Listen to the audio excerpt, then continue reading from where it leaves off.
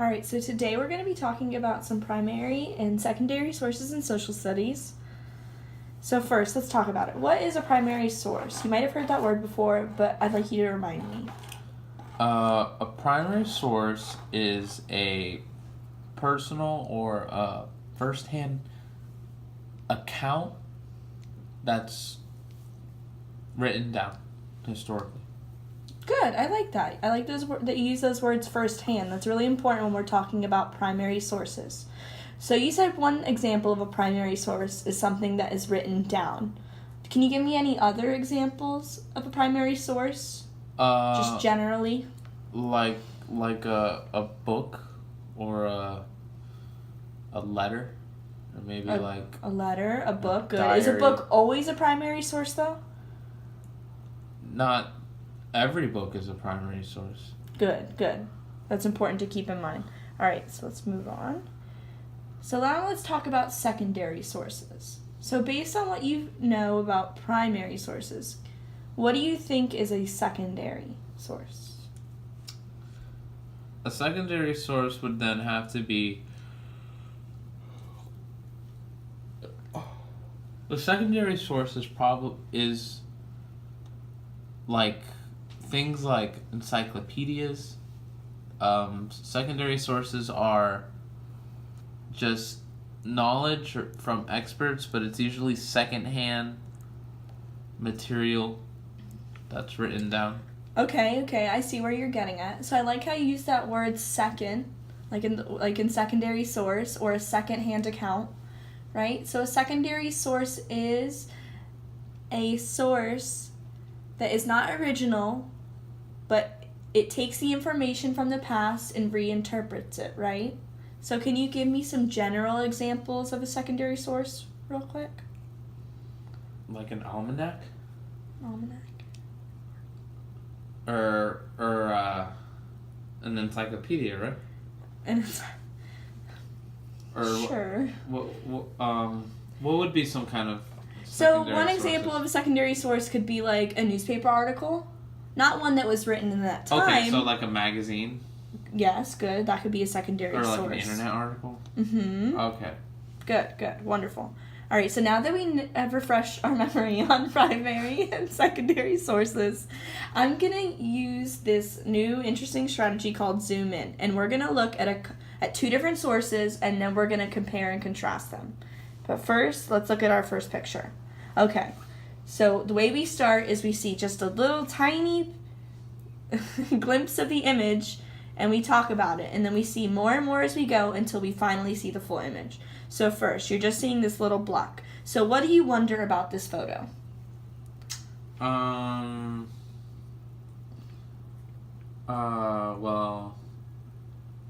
What do you notice? What catches your eye? Well, there's a hand. Okay, so you see a hand. So if you see a hand, then you know that there's a person in the picture, right? Right. Good. It's wrinkly, so they're not they're not a child. Okay, good. No, that makes sense though. That's a good observation. So you notice that the person's hand looks a little bit different than yours does, maybe. So you can tell that the hand looks older. It's in black and white. Good. I like that you pointed that out. So if the picture's in black and white, what does that probably mean? It's either old or it has a filter. Good. Okay. I see your knowledge about filters. But it could possibly be old. Okay, good. Let's keep that in mind when we look at our next glimpse of the image. So now what do you wonder about this photo that you see more? Can you make any predictions of what the entire image might be? I think it's a woman, but I'm not sure. Okay. Could be a man, still. What tells you that? What makes you think that? Just the shirt, really. It's kind of a low cut. Okay, that makes sense. Good. Wonderful. Something I think I'd see a woman wearing, but... Is there anything else that you notice about this photo, or do you think you need to see more?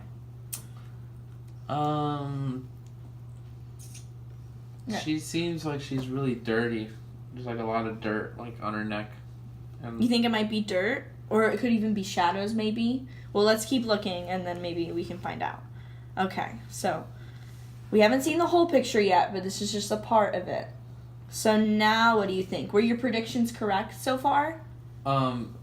Yeah, it's a woman. Right, good. So. You said it. You guessed that it was a woman, and I agree with you.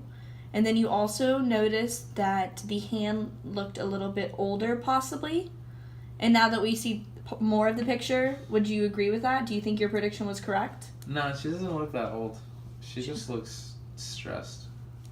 Okay, I see. So what makes you think that? What tells you that she's stressed? Well, it just seems like the wrinkles around her eyes and her forehead are really pronounced. Good. Okay, that makes sense. Well, now let's see the whole photo and talk about it. Okay. So, as you can see, here's the whole picture. Now, what do you notice? What do you see in this entire picture? Well, I can see that there's 2 more children with her. I'm gonna... Oh, good. You didn't notice that before, right? No. You didn't catch that in the other images. I'm gonna... they're probably her children, but they're good kids guess. crying on her. You think they're crying? Why? What makes you think that? I mean, their faces are buried in her shoulder, and they have their hands covering their face. So it seems like as if they're trying to cover their tears. But then her face is very stoic. She seems like she's very used to whatever they're dealing with. Okay, good. Nice interpretation. Okay, so it seems like most of your predictions were correct. And then now that you've seen more of the image, you understand what's happening, right? Yeah. Yeah, you do. Wonderful. So now that we've talked about primary and secondary sources, do you think that this image is a primary or a secondary source, and why? This is a primary source because it's a photo. Because it's a photo. Good. Taken from that time, and it's not. So do you think that this photo is old, like you had guessed before? Yeah. Okay, good. I would agree with you too. So, since I looked up this photo myself, I know that this photo was taken in 1936. So does that match up with your predictions? Yeah, that's definitely old. That makes sense. Good, wonderful. All right, so now we're going to look at one more picture, and then we're going to compare them. All right. So, now, what do you think about this picture? Seems like that's like a radio tower and like a barn. Okay, so you're guessing that it's a radio tower and possibly a barn. All right. And it's also in black and white, so I can tell it's old. Oh, I see. So you used some information that I learned before. Good. Good job. All right. Now let's look at this next glimpse of the photo. Okay, that's a windmill, and I think that's an outhouse, and it seems like it's a dusty tree. And there's like a horse with, I think, that looks like a... Okay, so you're saying a lot at once. Let's break that down. Carrot. So you observed... Can you circle for me what you just observed? So what's the first thing you pointed out? So we got the horse. Okay, so you're making your prediction that that's a horse. And that's like a little, like... It's like a hoe, I think. Okay. Or a trowel. So if you see a trowel or a hoe... So clearly you're very familiar with one topic. What are you talking about? It's for farming. Okay, so you think it's a farm. Good. And then what's the second thing you circled? Okay, so you think it's a windmill? And I think that's like a shed. Okay, we can guess that that's a shed. And then what was one more thing you observed? Here's like a dusty tree. Okay, so it's a tree. Are there leaves on it? No. What are some reasons that trees might not have leaves on them? It's either winter or there's a drought. Okay, good. So we know that there's something called a drought, which makes the trees not grow leaves. Okay. Let's move on to the next little glimpse of this photo.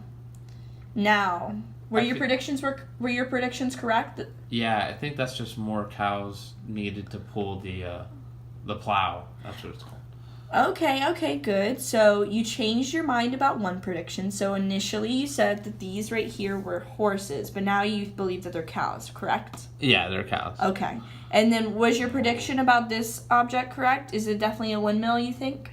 Yeah, it's a windmill. Okay, good. Wonderful. And then we see even more of the tree right here, and we definitely know that it doesn't have any leaves on it. But we still don't know why it doesn't have leaves on it. All right, now let's look at the entire picture. All right, so now that we see the whole picture, what do you think about? Seems like it's the. What do you wonder? I wonder what time of year it is. I think that's snow, but I can't really tell since it's a black and white photo. Okay. But it seems like there's no foliage on any of the trees, and that it's a desolate area. And there seems to be a lot of dust. Okay, good. I like all those. So it seems like most of your predictions were correct. And let's move forward and compare the two. All right, so now that we've looked at both of these sources, let's think about them. So what was similar between the two sources? They were both black and white. Okay, good. They were both old. Good. But I think that's it. All right. Oh, I didn't actually mention this. So when we looked at this last picture, did we, based on our knowledge about primary and secondary sources, do you think that this is a primary or a secondary source? I think it's a primary source. Good. Can you explain to me why you might think that? Because it's still just a historical photo of something. Good. Just similar like the last photo. Actually, both of these two photos were taken around the same time in similar locations. Okay, so we've talked about what was similar. Now let's talk about what was different between the two photos, or the two sources. Well, one has the horses in it with the trowel, and then the other one has the mom in it, or the lady in it with her two kids. So that's how they're different. The kids are crying to her, while in that one, it just seems like the cows are there. Okay, good. I like those observations. All right, so a couple more things. So how are these two sources related? They're both. What did I say earlier? Were they taken They're around both the same primary. time period? They were, and they're both primary sources. Good. They're both black and white, and they're both photos. Wonderful. So how can we use these two sources to better understand our topic, right? We've been talking about the Dust Bowl out in the Midwest. So how do these two sources help us understand that topic more? It just kind of shows you that in America during the Great Depression, the 30s, there was a lot going on at once. You had the Dust Bowl in the West, but you also had a lot of people who didn't have jobs working in the East Coast as well. So. Okay, good. Wonderful job. I like your interpretation. So it seems like a lot of your observations of just these two pictures alone help us understand the feelings and changes that were happening at that time in history. So good job. Thank you.